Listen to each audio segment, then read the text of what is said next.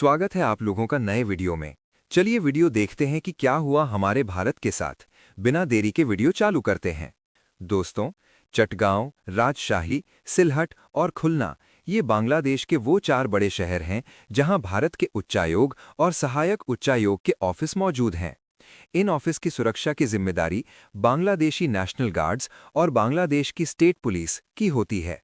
लेकिन हैरानी की बात यह है कि इन चारों शहरों में भारत के ये ऑफिस लगभग बिना किसी ठोस सुरक्षा के काम कर रहे हैं।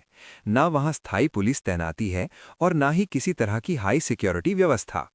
ऐसे में सवाल उठता है कि अगर कल को कोई कट्टरपंथी संगठन हमला कर दे तो हमारे अधिकारियों की सुरक्षा कौन करेगा। ये स्थिति इसीलिए और गंभीर हो जाती है क्योंकि साल 1961 में Vienna convention of diplomatic relations साफ तौर पर कहता है कि किसी भी विदेशी दूतावास या उच्चायोग की सुरक्षा की पूरी जिम्मेदारी मेजबान देश की होती है। यानी भारत के उच्चायोग और सहायक उच्चायोग की सुरक्षा देना बांग्लादेश का कानूनी दायित्व है।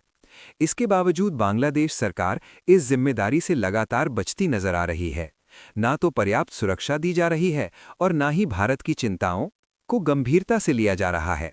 अब कहानी में सबसे बड़ा ट्विस्ट यहां आता है, क्योंकि जो बांग्लादेश अपने देश में भारतीय डिप्लोमैट्स को सुरक्षा नहीं दे पा रहा, वही बांग्लादेश भारत पर दबाव बना रहा है। बांग्लादेश की अंतरिम सरकार के विदेश मंत्री तौहीद हुसैन ने भारत से मांग की है कि नई दिल्ली में मौजूद बांग्लादेश के हाई कमीशन को Z+ या NSG टाइप सुरक्षा दी जाए। यानी जो सुरक्षा खुद वो देने में नाकाम है, वही सुरक्षा भारत से मांग रहे हैं। दोस्तों, बहुत बड़ी डेवलपमेंट निकल कर आ रही है, तो इस वीडियो में पूरा समझते हैं। लेकिन आगे बढ़ने से पहले इस वीडियो को एक लाइक करके चैनल को सब्सक्राइब जरूर कर लीजिए। दरअसल अब यहाँ सवाल ये है कि तौहीद हुसैन ने ये मांग अचानक क्यों उठा दी। इसकी वजह हाल ही में बांग्लादेश में एक हिंदू युवक की बर्बर हत्या बताई जा रही है। इस घटना से गुस्साए भारतीय नागरिकों ने कुछ समय के लिए दिल्ली में बांग्लादेश हाई कमीशन के बाहर शांतिपूर्ण विरोध प्रदर्शन किया था। ना कोई तोड़फोड़ हुई और ना ही किसी तरह की हिंसा। लोग सिर्फ सवाल पूछ रहे थे और जवाब मांग रहे थे। लेकिन इतनी सी बात से बांग्लादेश सरकार घबरा गई।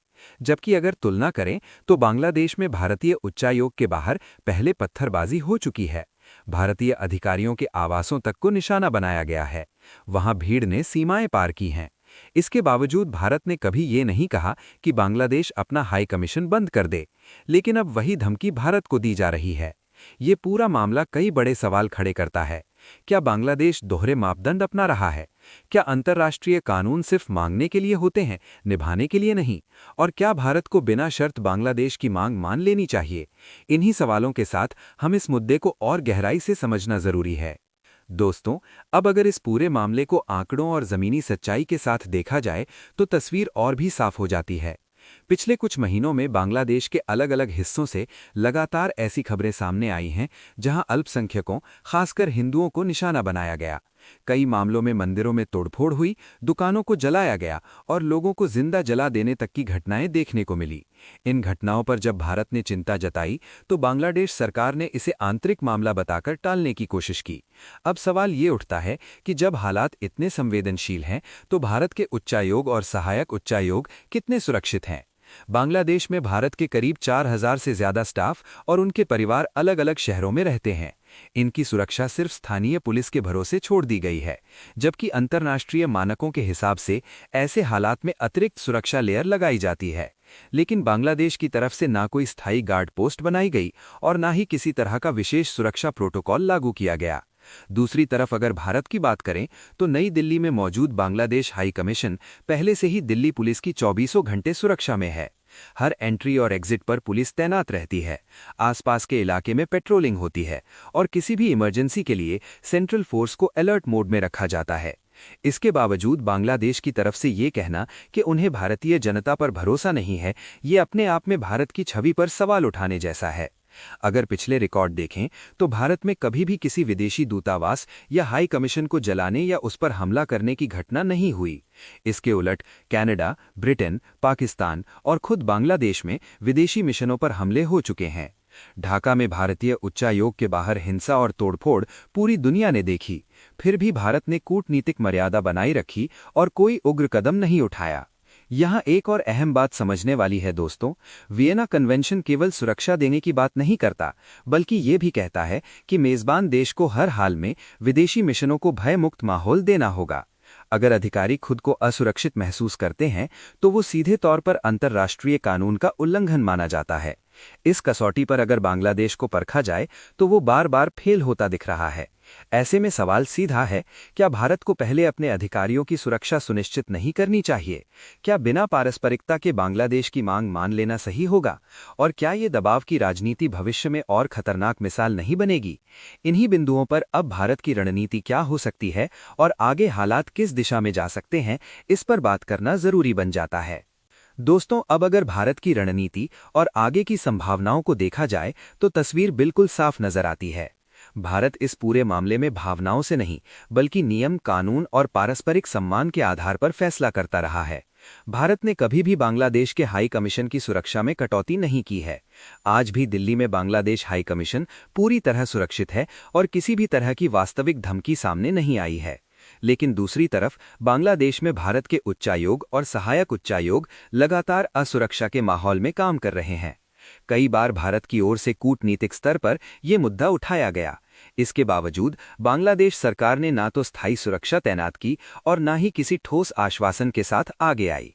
ये रवैया साफ दिखाता है कि बांग्लादेश दबाव बनाकर भारत से रियायत लेना चाहता है। भारत के लिए ये सिर्फ सुरक्षा का नहीं, बल्कि सम्मान और अंतर्राष्ट्रीय नियमों का भी सवाल है। अगर भारत बिना शर्त बांग्लादेश को एनएसजी या Z+ जैसी सुरक्षा देता है तो ये संदेश जाएगा कि नियम एक तरफा लागू होते हैं। इससे भविष्य में दूसरे पड़ोसी देश भी इसी तरह का दबाव बनाने की कोशिश कर सकते हैं। यही वजह है कि भारत बहुत सोच समझकर कदम रख रहा है। ये भी समझना जरूरी है दोस्तों कि भारत और बांग्लादेश के रिश्ते सिर्फ कूटनीति तक सीमित नहीं हैं।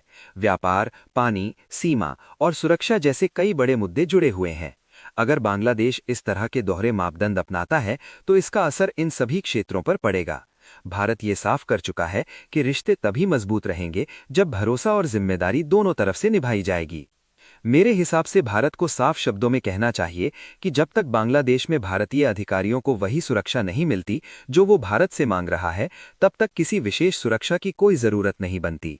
ये फैसला ना गुस्से में होगा और ना ही कमजोरी में, बल्कि अंतर्राष्ट्रीय कानून और समानता के सिद्धांत पर आधारित होगा। लेकिन अगर बांग्लादेश अभी भी हिंदू और बाकी अल्पसंख्यकों की सुरक्षा की गारंटी नहीं देता और भारत का उच्चायुक्त बांग्लादेश में सुरक्षित नहीं है, तो भारत को बांग्लादेश के मुंह पर उल्टा तमाचा मार देना चाहिए और भारत के सभी अधिकारियों को वापस बुला लेना चाहिए। अब सवाल आपसे है, क्या भारत को दबाव में आकर बांग्लादेश की मांग मान लेनी चाहिए या फिर पहले अपने अधिकारियों की सुरक्षा को प्राथमिकता देनी चाहिए? अपनी राय नीचे कमेंट में जरूर बताइए। अगर वीडियो जानकारी भरा लगा हो तो वीडियो को लाइक और चैनल को सब्सक्राइब करें और इस मुद्दे को ज्यादा लोगों तक पहुंचाने के लिए वीडियो को शेयर जरूर करें। जय श्री राम।